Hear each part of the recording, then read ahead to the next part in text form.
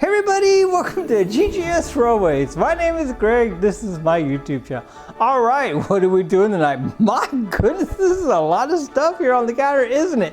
So all right, if you saw some of my last videos, you know that a man named Lucas sent us this really nice letter about his father's train collection, and how he would like to see, some of his stuff run again, and if we'd be willing to take on the challenge of trying to get some of this stuff to go again.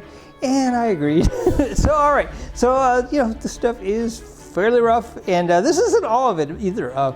There's actually several other boxes, but this is kind of the stuff that's more together. The other stuff is, well, it's kind of beyond a challenge. It's probably just parts. But anyway, all right, so let's start off by, we'll read the note that came with the packages, and this will explain more of why we're starting here as opposed to kind of my traditional unboxing. All right, here we go.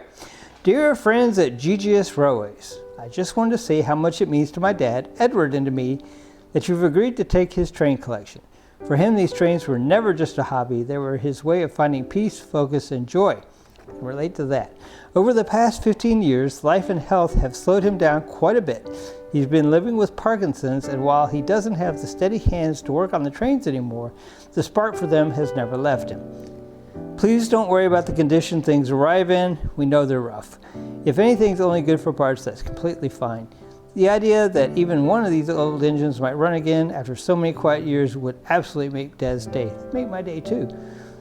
We'd also ask that the unboxing not be filmed. See, I told you it makes sense. Mostly out of kindness to my dad's creative packing style. It was creative. You'll probably find a few odds and ends in there that aren't even train related, little things he wanted GGS Railways to have. There's something special about the thought of a new generation seeing pieces of someone's lifelong passion come back to life. In a way, you're not just repairing trains, you're keeping a part of my dad's story moving, showing that even when time and circumstances slow us down, the things that once brought us joy can still roll again through other hands. So, from both of us, thank you for taking this on. Even knowing the collection is not in great shape, you're not just accepting boxes of old trains, you're helping carry forward the heart of a lifetime hobby. With real gratitude, Lucas. All right. Wow. So, all right, I didn't cry. That's always a good start. I promise I think so you guys write stuff just so I'll cry. But anyway, all right, so let's talk about kind of what we got here on the counter, kind of just a overview. We're not going to do a whole lot with this tonight. We're kind of going to make this kind of a series, and I'll explain more about that in just a minute. So all right, let's talk about some of the stuff we got here. So we've got some really interesting buildings. We got some train stations. It looks like some train sheds, maybe another train station. All this stuff is quite dusty. It's been somewhere quite dusty, so we will definitely need to get some cleaning done on these. I don't actually have anything, I don't believe, to clean with right now, but we will certainly remedy that in a short order. So all right, so yeah, so we got some really nice buildings here that we can kind of lay out. And then we got some pieces of buildings. Like I said, some of those other boxes that came, it's just more stuff kind of like this. And well, anyway, you get the idea. So all right, so then we got some trees. I think there may even be some more trees in there.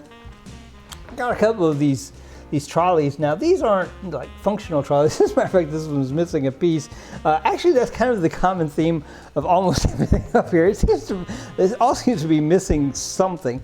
Earlier today, I was kind of trying to put stuff together, maybe so we could let something else pull some of these rolling stock or something together. And what I found is there isn't a single piece here on the counter that you can make roll. All of it's missing something. It's either missing wheels or a truck or a coupler or something. So that's a very unique situation. I don't think I've ever been in that situation before. So all right, so we've got a number of locomotives here, and some of them are, well, they're not exactly what they appear to be. Like, for instance, this guy here, he looks like he's really cool, but you'll just notice that this is it's a dummy. It doesn't, it's not motorized in any way. So that's interesting. And then, we got some other things here that, well, they're, I think they go together, but they're not together. So there may be a reason for that. Now, I did try some of this stuff out, and I couldn't get a single thing to work, like I said.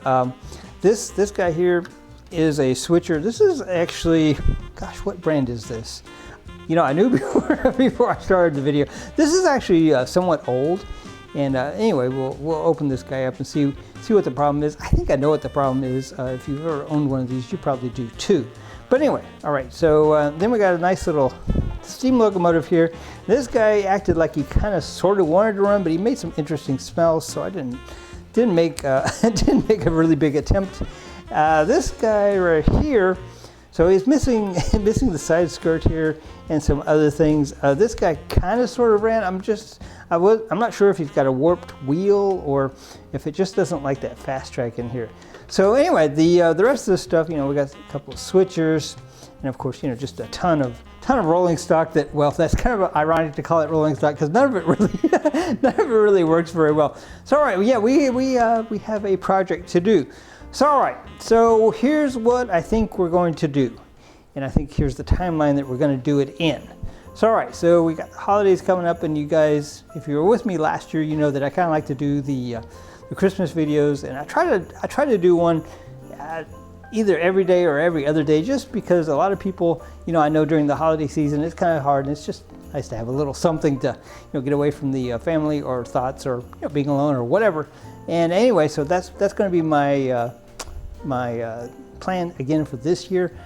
So the reason for me saying that is, where I'm going to do the holiday thing this year is the elevated layout that we have in there that you've seen before.